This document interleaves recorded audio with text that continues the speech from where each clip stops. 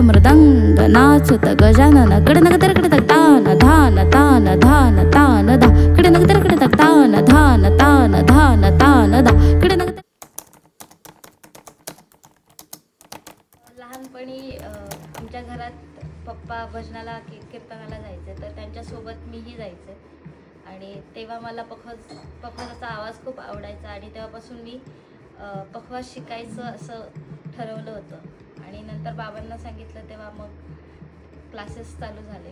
सुरुवातीला एक छंद म्हणून मी ह्या गोष्टीकडे बघत होते, पण नंतर जसं जसं पुढे शिकत गेले तसं कळत गेलं की मुली कमी आहेत या क्षेत्रामध्ये आणि त्यातल्या त्यात क्लासिकल पखवाज वाजवणारे तर खूपच कमी आहेत. तर मला असं वाटतं की ह्यामध्ये खूप अभ्यास आहे करण्यासारखा, त्याच्यामध्ये असं म्हणतात की जन्म अपुरे पडतील, 7 जन्म अपुरे पडतील. तर मग मला असं वाटलं की आपण मग क्लासिकल पखवाज शिकावं आणि मग मी 2011मध्ये पंडित वसंतरावजी घोरपडकर गुरुजींकडे माझं शास्त्रीय पखवाजाचं शिक्षण चालू केलं आणि तेव्हापासून मग मी याच्याकडे ॲज अ करिअर दृष्टिकोनातून बघायला लागले.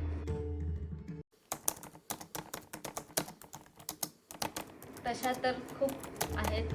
माझ्या काही मैत्रिणी आहेत, मुक्ता रास्ते ताई तबला वाजवते, मिताली विंचुरकर पण तबला वाजवते आणि विशेष ज्या मला खूप इन्स्पायर करतात अशा विदुषी ज्योतिताई हेगडे आहेत. त्या रुद्रवीणा वाजवतात आणि त्याही म्हणजे अख्ख्या भारतामध्ये त्या एकमेव रुद्रवीणा वादिका आहेत.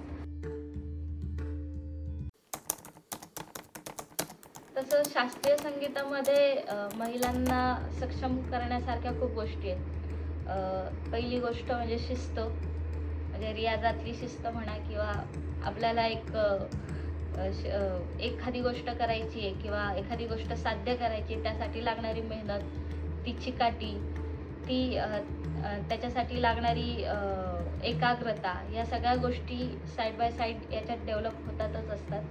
आणि एक सांगीतिक प्रवास करता शास्त्रीय संगीतामध्ये आध्यात्मिक अंतर्मनातला जो प्रवास आहे तोही सुरू असतो, कारण ही अशी गोष्ट आहे शास्त्रीय संगीत की ज्याच्यामध्ये महिला स्वतःच्या भावना व्यक्त करतात. म्हणजे कोणताही कलाकार तो त्याच्या कलेमधून त्याच्या ज्या भावना असतात त्याच व्यक्त करत असतो.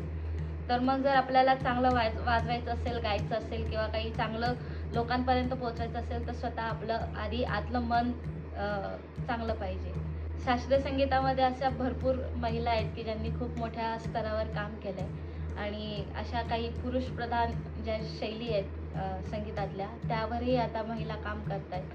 तर याच्यावरून एक गोष्ट मला अशी प्रकर्षाने जाणवते की अशी कुठलीच गोष्ट नाही की महिला करू शकत नाहीत.